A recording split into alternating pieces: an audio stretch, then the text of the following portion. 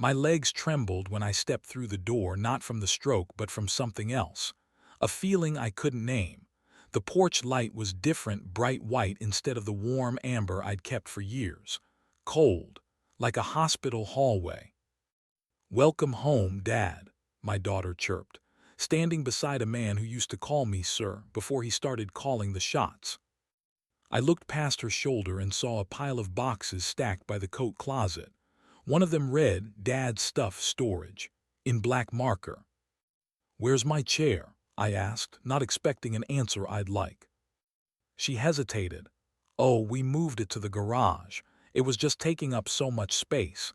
We figured you want the room to feel fresh, you know." Fresh? My Barbara died in that chair.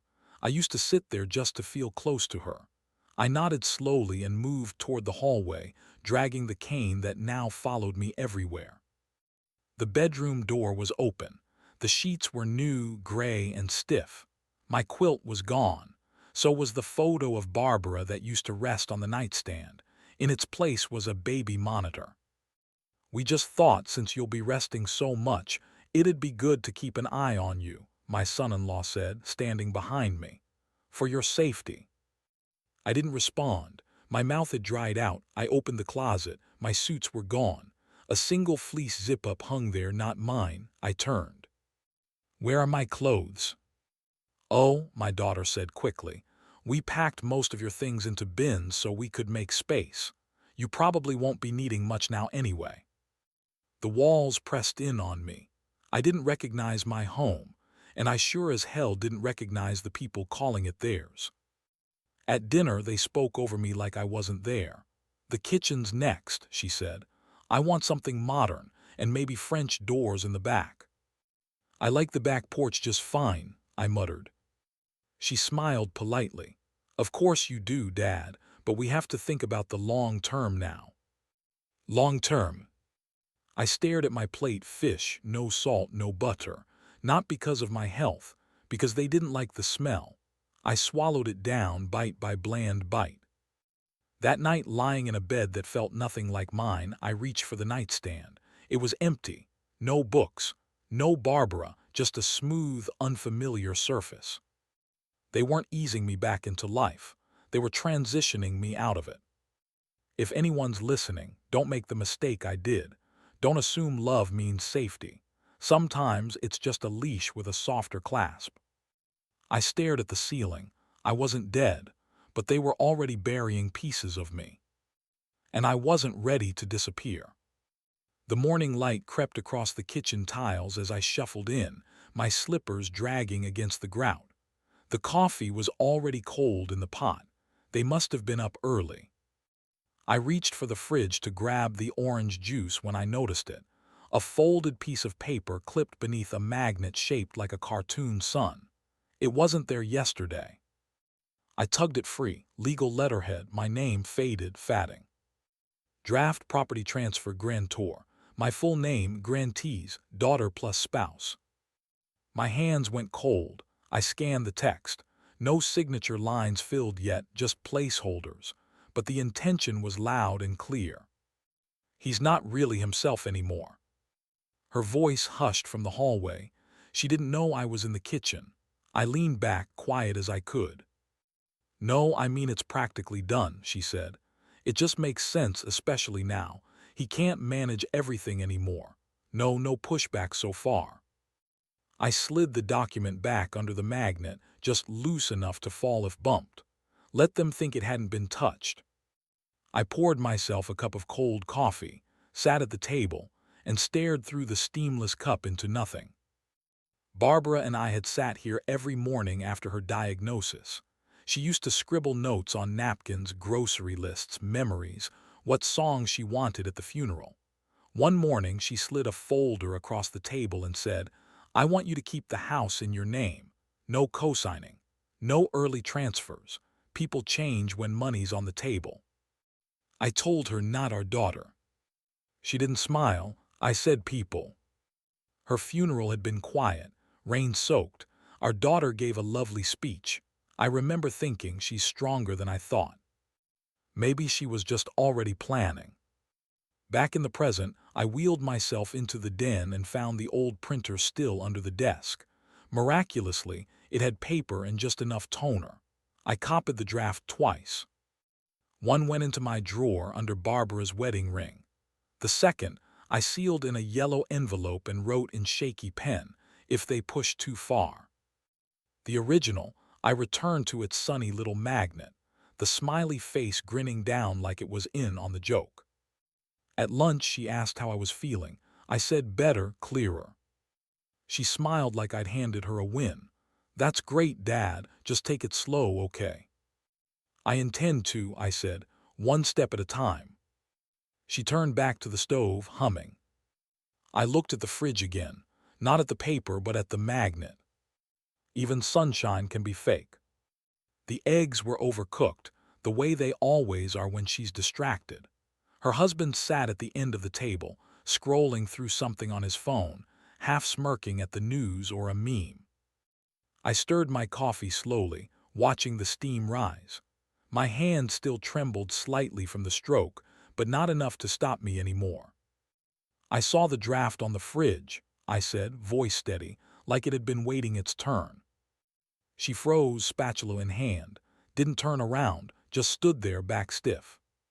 He looked up. "What draft?" "The property transfer, with my name slowly being erased." She turned then, too quickly. "Dad, it's just preliminary, just something to have in place in case." "In case of what?" "That I live too long." Her husband chuckled, but it was dry. "Come on, let's not get dramatic. It's for your safety. It's not like you can manage things anymore.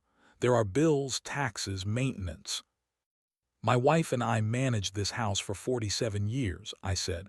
"Through layoffs, through chemo, through a second mortgage for your college." He raised his hands like I was being unreasonable. "We're trying to help you. It's not about taking anything." "Where's my chair?" She blinked. "What?" "My recliner. The one Barbara got me when I came home from the hospital."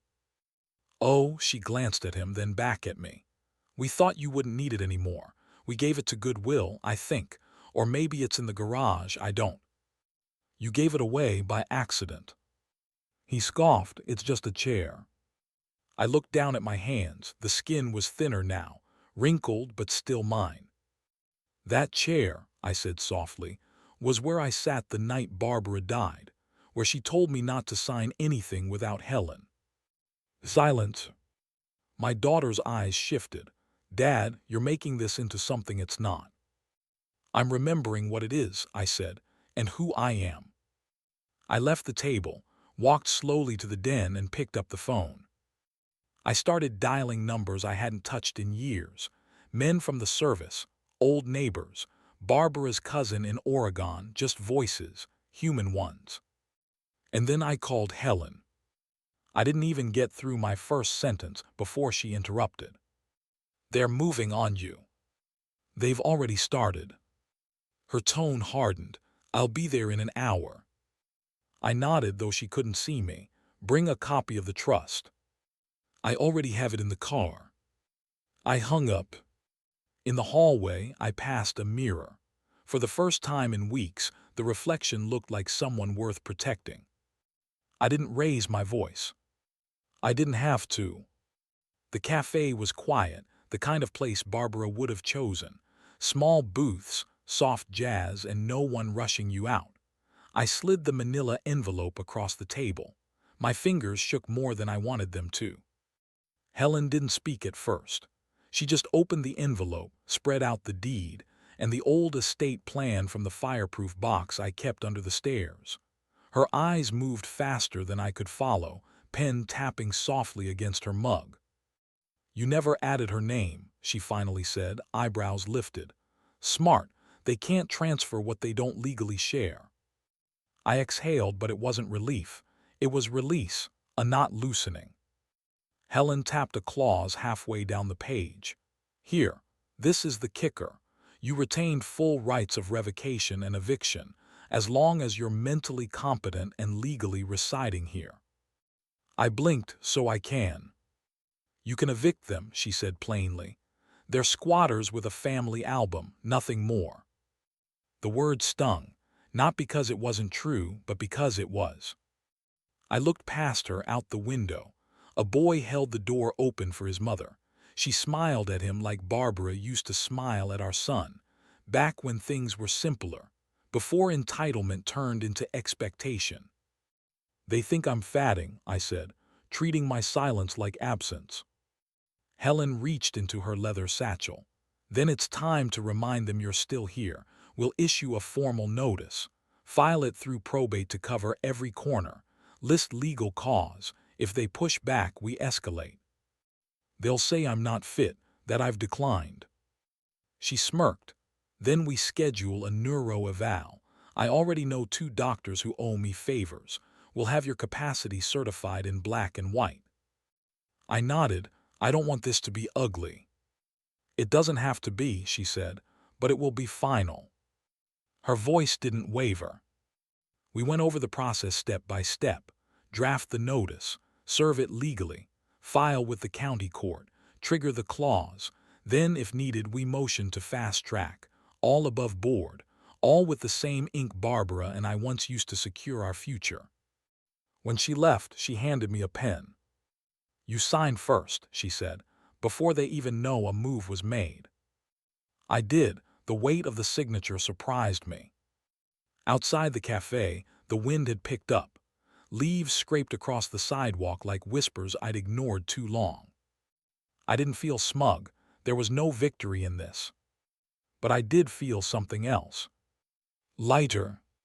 Not because they'd lose, but because Barbara and I were finally about to win.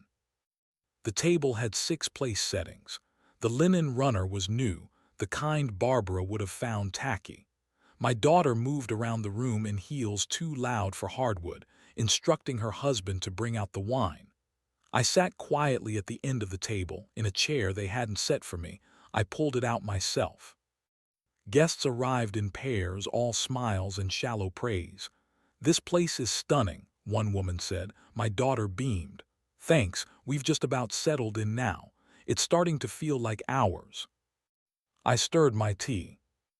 They served roast chicken with rosemary, mashed potatoes with a truffle drizzle, all from the cookbook Barbara used, the one I hadn't seen since the stroke. Her handwriting was probably in the margins, and now it was just another thing she left behind. Like me. Her husband, jarred, raised his glass midway through the meal. To new beginnings, he said, and to finally putting old worries behind us. I looked around. No one looked at me, not until I cleared my throat. Jarred's smile faltered. Dad, you want to say something? I shook my head, just listening. Dessert arrived, lemon tart, my wife's favorite. That's when I pulled the envelope from my jacket and slid it, slow and quiet, down the table. It landed beside Jarred's wine glass. He looked at it, confused. What's this? Read it, I said. He opened it while still chewing. Then he stopped. The paper crinkled in his hands, but the court seal didn't bend. His eyes scanned it once, then again. My daughter leaned over to see. Her face paled. This is, she began, voice barely above a whisper. An eviction notice, I replied calmly, filed and signed. You don't mean this, she said. You wouldn't do this, not to us. You said you were keeping the house, I said. I am too. Jarred's voice sharpened. This is insane. You can't even walk to the mailbox some days. Who talked you into this? I smiled softly. The same woman who helped me draft the trust years ago, the one you forgot about. My daughter looked like she might cry, but we assumed. I know what you assumed. The room was quiet now. Even the guests looked down at their plates.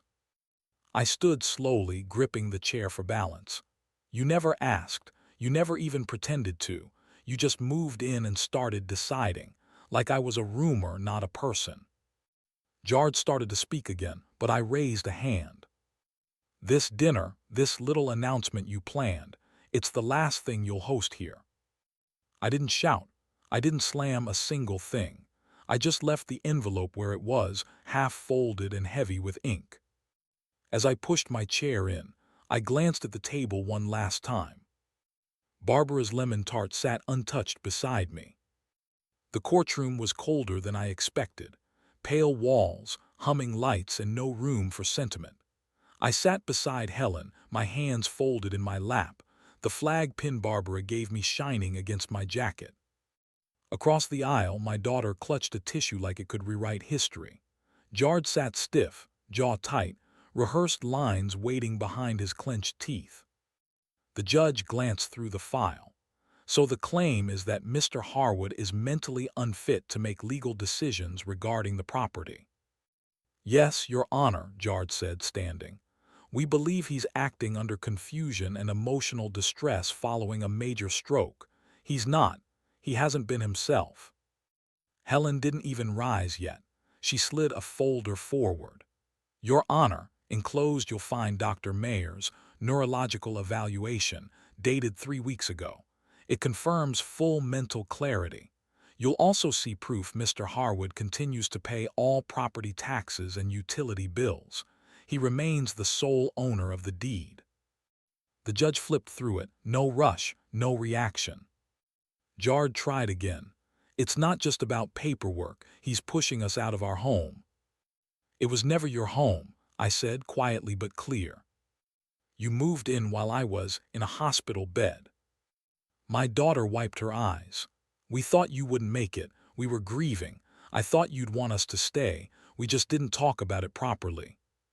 Helen cut in, calm and measured. Intentions aside, they attempted to transfer ownership through a forged draft without consent. This eviction is not sudden. It's a legal correction. The judge nodded once. I've seen enough. Silence fell like a dropped curtain. Petition to invalidate the eviction is denied. The motion to remove residents without lease or legal standing is granted. Enforcement may proceed within the standard 10-day window. My daughter gasped. Jard slammed his palm on the table. The judge didn't flinch. My heartbeat didn't race. It slowed. My daughter looked at me like I'd sentenced her. Dad, please, this isn't you. You're not like this. I held her gaze. Then maybe you never knew me. I didn't speak again. Not through her sobs, not through Jard's muttered curses, not when they stormed out without meeting my eyes. I stood slowly, knees stiff but spine straight. Helen touched my arm and I nodded. I didn't look back. Outside, the sun was soft on the courthouse steps. I slid my hand into my jacket and touched the corner of Barbara's photo. I'd kept it with me every day since the funeral. She would have hated courtrooms.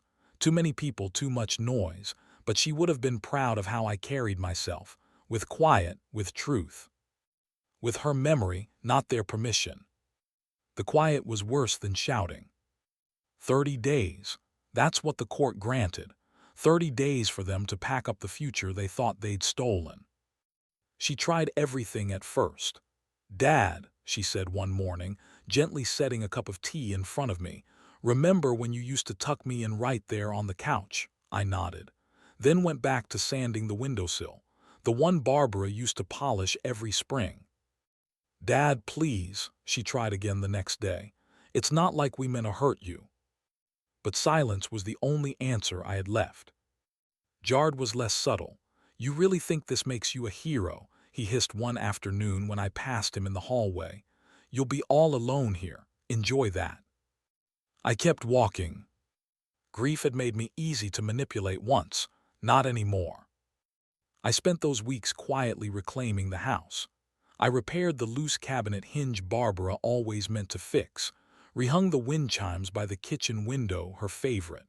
In the guest room, I found her sewing machine tucked behind their luggage.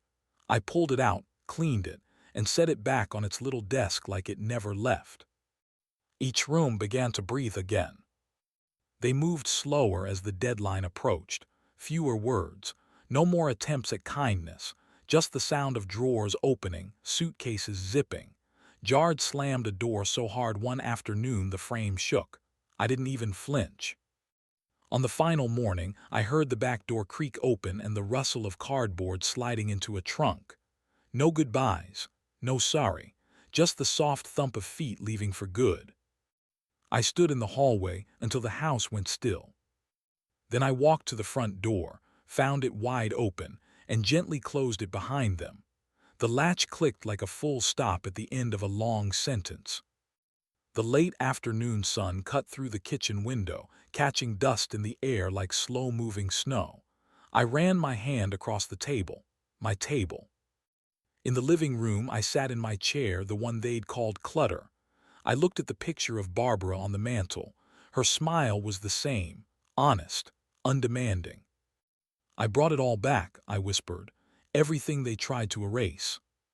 The wind outside rattled the chimes once, soft, clear, like a breath let out after holding it far too long. And for the first time in weeks, I didn't feel like I was fighting to keep my home. I was home, alone maybe, but never more certain of who I was. The old lock clicked for the last time. I pulled the key from the door and held it in my palm, the same key they once tried to misplace in a drawer of junk mail.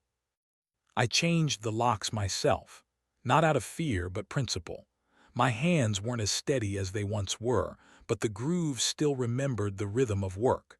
I twisted the final screw, wiped my palms on my jeans, and stood there just listening. Silence, but not the lonely kind, the clean kind, like an exhale you didn't know you were holding. I kicked off my shoes and walked barefoot through the house. The floorboards creaked like old friends. Each step unlocked something I hadn't felt in months, in years maybe.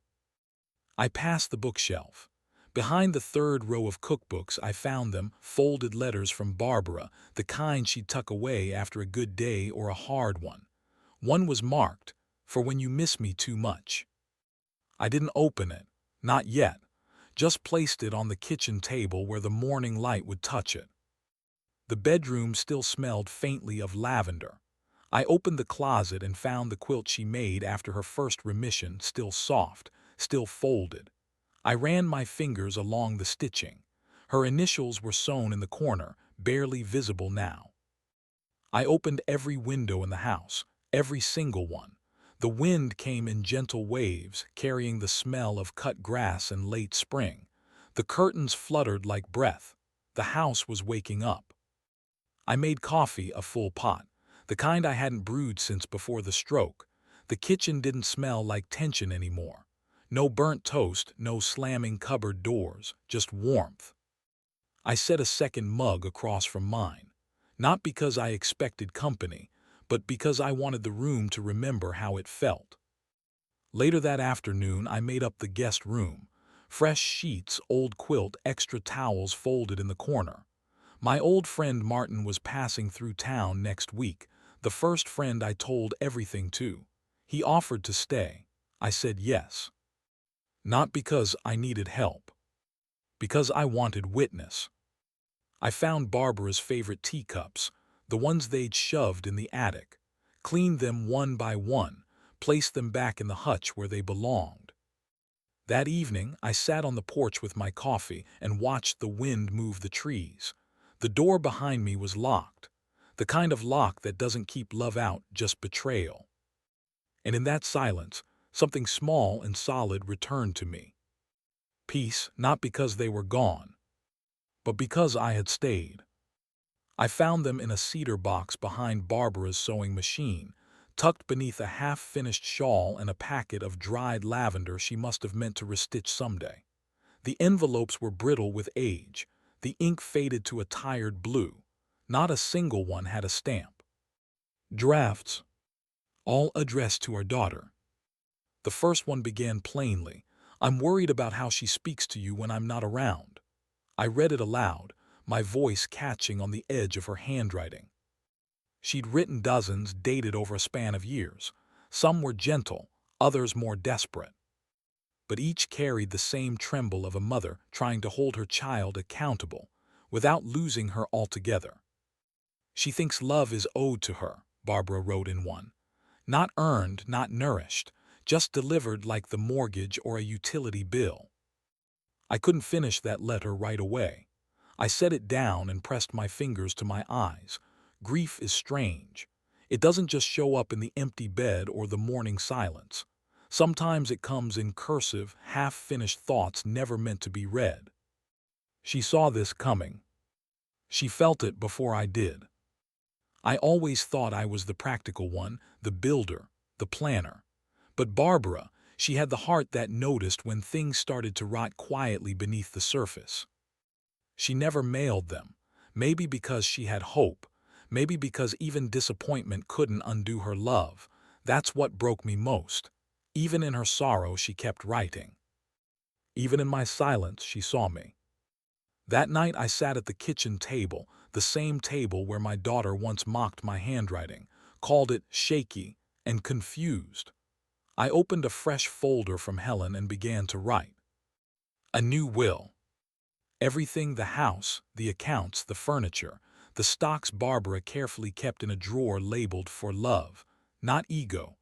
All of it would go to the local hospice and the shelter downtown, places where kindness had real weight, where no one had to earn their worth with control or manipulation. Not a penny to my daughter, not even a keepsake. I paused before signing. Did I feel guilt? Only for not doing it sooner. I placed Barbara's letters beside the will, not to send them, just to keep them safe. As I folded everything into the envelope, I felt her near again, not in memory, but in purpose. Legacy isn't about who shares your blood. It's about who honors it. The mailbox rattled softly in the afternoon sun. I shuffled to it, cane tapping against the bricks. Most days it was bills, junk mail, the occasional flyer I ignored. But today there were two envelopes that mattered. The first was from the shelter. I opened it slowly. Inside, a typed letter on crisp paper. Mr. Harwood, thanks to your home and the trust you established, we've been able to expand housing for elderly veterans in need. One of our residents said this week, "Your home helped me feel like I still mattered." You've done more than provide shelter, you've given dignity. I set the letter down on the table, feeling a warmth I hadn't expected. Barbara would have smiled, not at me, but at the fact that someone else's life had been quietly transformed. The second envelope was thinner, my daughter's handwriting hesitant, looping. I hesitated before opening it, remembering the letters Barbara never sent. I knew instinctively what it would say. Dad, I've been thinking we were wrong, we acted selfishly. We pushed, we assumed, we didn't listen. We just wanted to feel secure. Can we make amends? Can we see each other? I know nothing can undo what's been done, but... I folded it carefully, not angry, not triumphant, just deliberate. I carried it to the fireplace and dropped it into the flames. Watching it curl and blacken, I realized some things don't need reply. Some bridges are already rebuilt by other hands.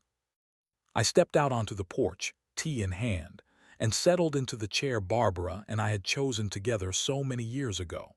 The wind played through the trees she planted, brushing the chimes she loved. Leaves rustled in soft waves, sunlight bouncing off the glass panes of the living room where life had returned. I sipped the tea slowly, tasting warmth and quiet. The house wasn't mine in the sense of possession anymore. It was mine in the sense of purpose. Every corner, every room, every photograph I had restored reflected intention, not entitlement. Every act of care for the shelter residents carried Barbara's memory forward. I closed my eyes. For months, the house had felt like a battlefield. Every drawer, every unopened envelope, every misplaced piece of furniture had been a reminder of betrayal. But now, the silence carried a kind of peace, a deep, unshakable calm. I breathed in again, reclaimed not just a home, reclaimed my dignity, reclaimed the choice of what legacy would look like. Not blood, not promises, not entitlement, but love, stewardship, quiet, unyielding justice. The wind moved through the leaves once more. A soft laugh seemed to echo from the front steps, maybe my imagination. Maybe Barbara smiling at how her plan had finally played out, decades late but perfectly. I didn't lose my house. I didn't just protect it. I reclaimed it. And more importantly, I reclaimed me.